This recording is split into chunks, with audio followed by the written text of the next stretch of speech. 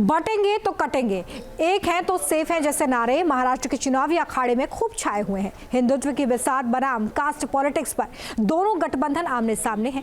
सवाल यह है कि मुस्लिम समाज का चुनावी मूड आखिर क्या है? क्या कौम की नुमाइंदगी करने वाली संस्था मुस्लिम वोट को लिस्ट जारी करनी पड़ी कि कहां-कहां किसे समर्थन करना है? और एक मुश्त मुस्लिम वोट के लिए क्या वोट जिहाद का खेल इस वक्त चल रहा है? समझिए इस रिपोर्ट में।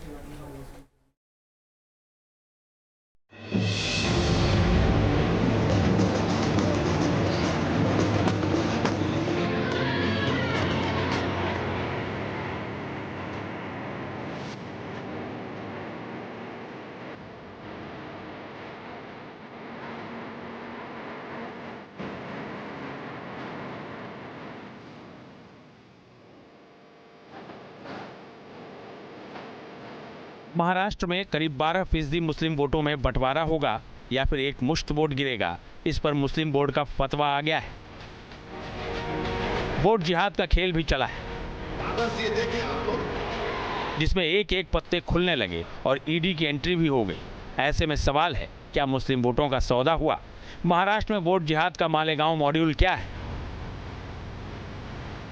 महाराष्ट्र का मालेगांव 73% मुस्लिम वोटर्स वाला जिला है।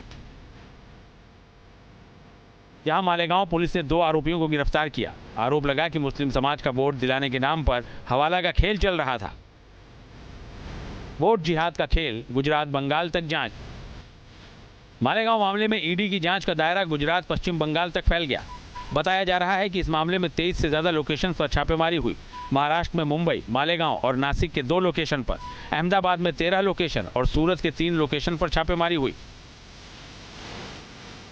13 नवंबर को बीजेपी नेता किरीट सोमैया ने दावा किया कि मालेगांव के रहने वाले सिराज अहमद और मोइन खान ने बेनामी हवाला के जरिए 125 करोड़ रुपए अलग अलग बैंक खातों में जमा कराए और फिर अलग अलग खातों में ट्रांसफर कर कैश निकाल लिए गए। आरोप यह भी लगाया गया कि कुछ दिन पहले मालेगांव में 250 करोड़ का बेनामी हवाला ट्रांजैक्शन का खुलासा हुआ है, जिसका मकसद था कि पैसे लेकर मुस्लिम समाज के एक मुश्त वोट शिफ्ट कराना। इस मामले में उत्तर प्रदेश, मध्य प्रदेश, हरियाणा, गुजरात, उड़ीसा, पश्चिम बंगाल, महाराष्ट्र से कनेक्शन जुड़ा हुआ है, जिसकी पड़ताल की जा रही है। देखा आपने ईडी के जो रेट चल रही है, लगभग 250 करोड़ का हवाला व्यवहार बाहर आ रहा है। एक वो सिराज मोहम्मद 250 करोड़ बेनामी खाते में, वो पैसे मुंबई महाराष्ट्र हवाले में गए हैं। तो ये वोट जिहाद का जो है पर्दाफाश हो रहा है। अघाड़ी को ही मुस्लिम बोर्ड ने बड़ा खिलाड़ी क्यों चुना? इस बार कहां-कहां किस पार्टी का समर्थन होगा, इसके लिए 4 पन्नों की लिस्ट भी जारी हुई। मुस्लिम बोर्ड ने जिन 269 सीटों पर समर्थन की लिस्ट जारी की, उसमें 117 उम्मीदवार मराठा और ओबीसी समाज से ताल्लुक रखते हैं। साथ ही 23 मुस्लिम उम्मीदवारों को हमारा सपोर्ट है, 40 दूसरी कम्युनिटी से हैं, 53 उम्मीदवार ऐसे हैं जो दलित और आदिवासी समाज से ताल्लुक रखते हैं, जबकि 23 मुस्लिम कैंडिडेट हैं।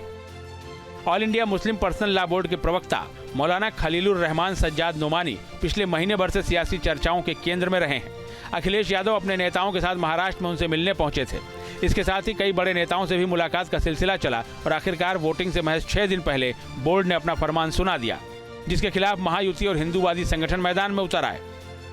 महाराष्ट्र शाहू फुले अम्बेडकर विचारधारा का है और छत्रपति शिवाजी महाराज का है। महाराष्ट्र में ये भाषा नहीं चलती और जिस तरह से उन लोगों ने किया है, महाराष्ट्र को तोड़ने की कोशिश की, महाराष्ट्र की जनता वो बात को एक्सेप्ट नहीं करती। अगर मुस्लिम वोट वाले इस प्रकार से अपील करने लगेंगे कि सारे मुसलमान एक पार्टी विशेष को वोट दो, संगठन विशेष को वोट दो, और अगर उसका रिएक्शन हो गया तो और पूरा 80% वोट पोलराइज हो गया, तो ये मुंह दिखाने के लायक नहीं रहेंगे।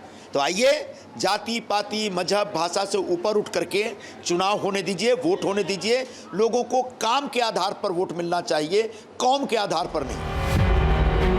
मालेगांव, संभाजीनगर और मालेगांव से इतर इस बार चुनाव में असदुद्दीन ओवैसी की पार्टी ने 16 सीटों पर उम्मीदवार उतारे हैं। मुस्लिम वोटों के बंटवारे के लिए ओवैसी खुलकर खेल रहे हैं।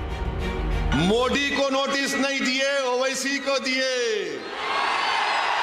3 दिन पहले मोदी आए थे, मोदी को देना था ना, देना था नहीं देना था, उनको नहीं दिए, ओवैसी को दिए, क्योंकि मैं सन इन लॉ हूं, क्या हूं नहीं मालूम। मुस्लिम राजनीति पर हुंकार भरने वाले ओवैसी भाईजान को मुस्लिम बोर्ड से ही बड़ा झटका लगा है, क्योंकि कौम की सबसे रुतबेदार संस्था ने अघाड़ी के फुल समर्थन का फतवा जारी कर दिया। लेकिन ओवैसी को सिर्फ मालेगांव सेंट्रल और सोलापुर सीट पर समर्थन का दम भरा। तो क्या उलेमा बोर्ड की इन शर्तों पर अघाड़ी से डील फिक्स हो गई, जिसमें 10% मुस्लिम आरक्षण की मांग भी शामिल है? Team news nation. News nation अब व्हाट्सएप पर खबरों के ताजा अपडेट के लिए न्यूज नेशन के इस QR कोड को स्कैन करें।